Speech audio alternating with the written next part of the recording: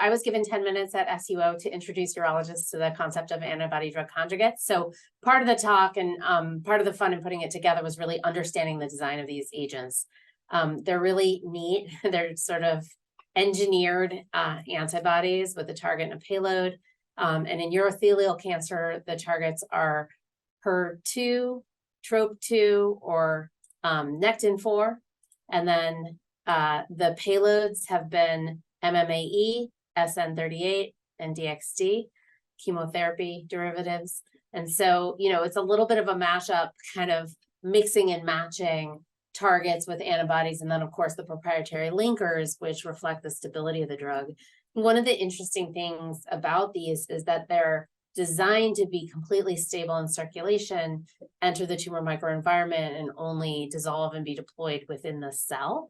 We're not quite there yet. The ratio of the drug that meets the tumor microenvironment is less than 1%, and about 10% dissolve or dissociate in the circulation, leading to toxicity. So I think, I'm sure there are engineers and scientists working on improving some of these to have the ratio of tumor effect to systemic effect go in the right direction. But the 3 or 4 antibody-drug conjugates that are either in development or approved for urothelial carcinoma are enfortumab vedotin, trastuzumab govitecan, which we'll be using for some time. And then the HER2-directed therapies are a little earlier in development, disitamab vedotin and trastuzumab deruxtecan.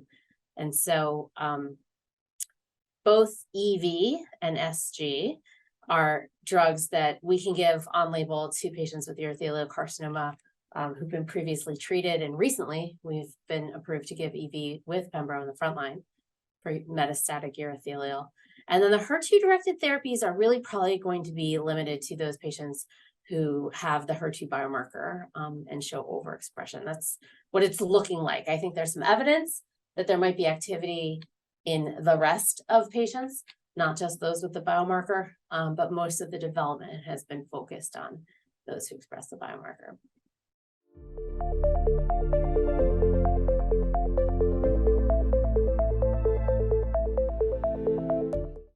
Sure. So for trastuzumab deruxtecan, the most recent data was presented at ESMO from the Destiny pan-tumor trial. And this was a trial looking at trastuzumab deruxtecan at a standard dose across 7 different tumor types.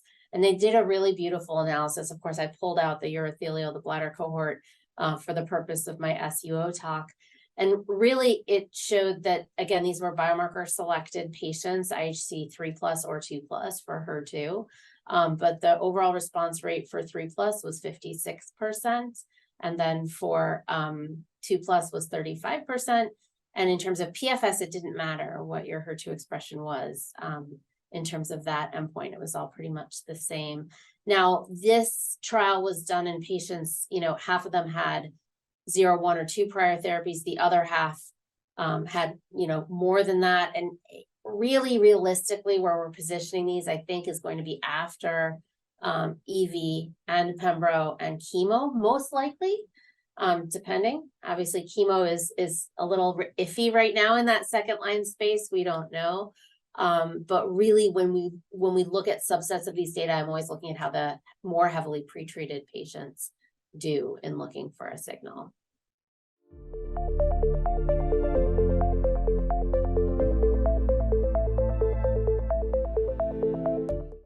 So the data on disitamab vedotin, the most recent analysis just published, is a pooled study of 2 single-arm trials looking at disitamab vedotin in HER2-positive urothelial carcinoma with at least 1 prior therapy.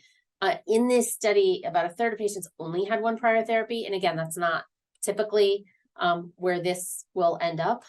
Patients usually have at least a checkpoint and a chemo before going on an ADC, again, if they don't get EV pembro up front.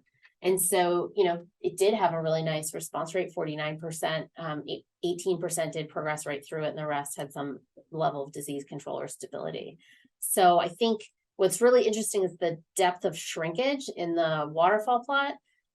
There we really see robust tumor shrinkage, even if in those patients who didn't have RECIST responses. I will say, and this is true of disitamab vedotin and the other ADCs where we have these data, is that the durability of response It doesn't seem to be that long. I think most patients on the disitamab vedotin pooled analysis did progress by a year. And so hopefully ways where we can extend the duration of response, again, maybe in combination, I think would be helpful. There are data that I did not present combining disitamab vedotin with immunotherapy, which are really interesting and food for thought, but beyond the scope of my 10-minute talk.